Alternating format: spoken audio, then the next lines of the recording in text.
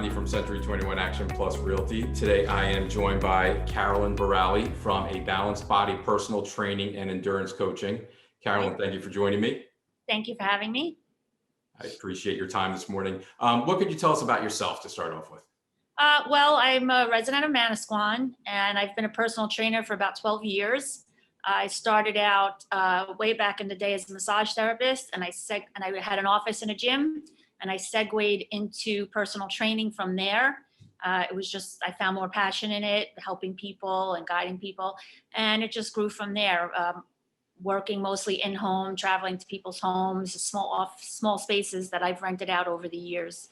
And from there, it segued into endurance training. I got into triathlon, and I did that for a few years, and I just wanted to add to my resume and help people new to the sport, just the way people helped me when I was new, and I just paid it forward, and I enjoy it a lot.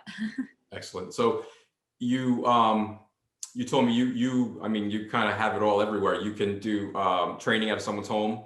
Yes. You have a home gym as well, and yes. You also have a facility, or you transform the facility in St. Denis Church into a workout area as well. The St. Denis School Gymnasium. So it's really big. I forgot, I think it's like 5,000 or 6,000 square feet, or whatever the size of a basketball court is. I'm not 100%. And so there's more than enough space to spread people out. And I set up stations, usually anywhere from 6 to 9 stations, depending on the format that I'm doing that week.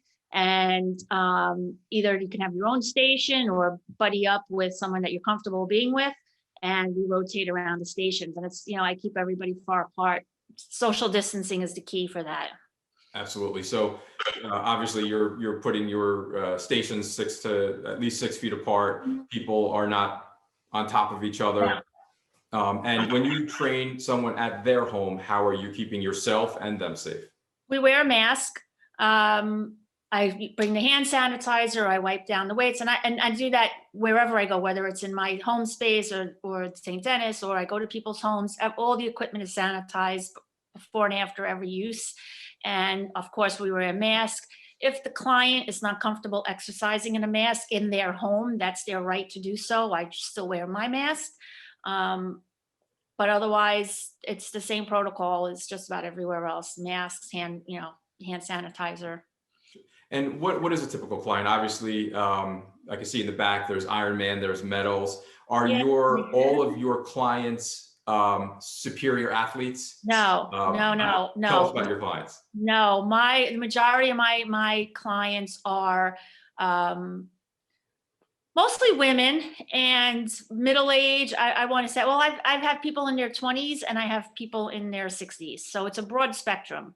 And I cater each workout to each person's ability. And the same with the class, like all abilities are welcome. So no one has to feel intimidated to come to class, because there's modifications to make things easier or harder depending on your ability. And I do that with all my clients in all the different scenarios. So no, I do have some athletes that are triathletes and some are just runners, but no, not everybody is that professional looking type, stellar superstar. Not that everybody's not a superstar. I think all my clients are superstars, but there's no one set look or body type or ability. It's a broad spectrum. And you build everyone up. I'm sure everyone that's done. Yeah. I know I did a marathon in 2011, and I knew I was just an average person. And you learn, and with trainers, you work your way up to reach your goals, and that's what somebody like you does. I took my first step at one point, 25, 30 years ago already. I did my first marathon, so. Yeah, I get it. I get that starting point, that jumping off is intimidating, and I encourage and I push, but I don't push to the point where someone gets uncomfortable and says, I don't like this feeling, or I don't want to work with you because you're too bossy. I'm never like that. I really try to accommodate and really learn what the client wants and what the client needs. And sometimes what they want, what they need are two different things. Sure. So I usually can tell within the first few times of meeting somebody what they need versus what they think they need. Sure. Sometimes you just need that little extra nudge from a coach, an experienced coach that's well-trained, that little extra nudge to push you off that plateau where you don't think you can go further, but they safely get you to that next step. Exactly. Everything's a progression. We start from, it's like building a house, you need a foundation. You're not going to build a house on a pile of sand. You need a solid foundation. So I start always with athletes and, personal training clients alike. Everybody starts at the bottom and works their way up. I'll never just jump in. If someone said to me, "Oh, I've been working out for 10 years," not with me. You haven't been Right. working out with me. I need to see what you're able to do before I just throw something at you and say, go and do this. I just There's don't. going to the gym for 10 years, and then there's working out with a trainer for Yeah. 10 years. But I really take it outside of that. I don't believe in using the machines seated unless you have to for whatever reasons, limitations in mobility or whatever.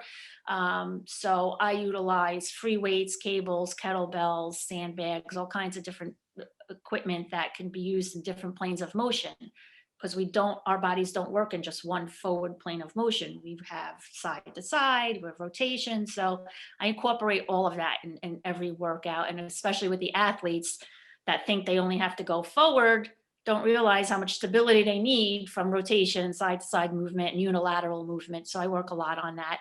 Basically the foundation of my business and my programs is functional strength, mobility, stability, core strength, and that's it. I don't typically train people like, leg day, biceps, back and buys, chest and tries, unless that's exactly what they want.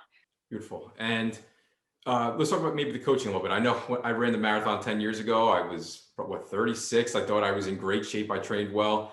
And I didn't really have much coaching. I had who's now my sister-in-law, telling me about, trying to tell me about calories and salt intake. And I didn't really understand it. And I know when I hit the 21-mile mark, I hit that, it hit me hard.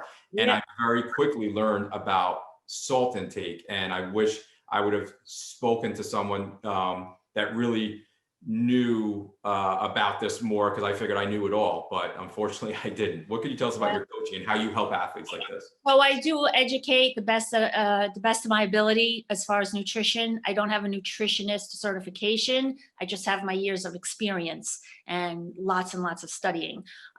So I do guide them on what they need, like for the endurance athletes, not only salt, but carbohydrates. So there's different products that come in a powder form of carbohydrates, and there's all different, endless amount of carbohydrate products that we can use, and salt is a big part of it. So typically I recommend, and it also depends on how hot it is, how much a person sweats.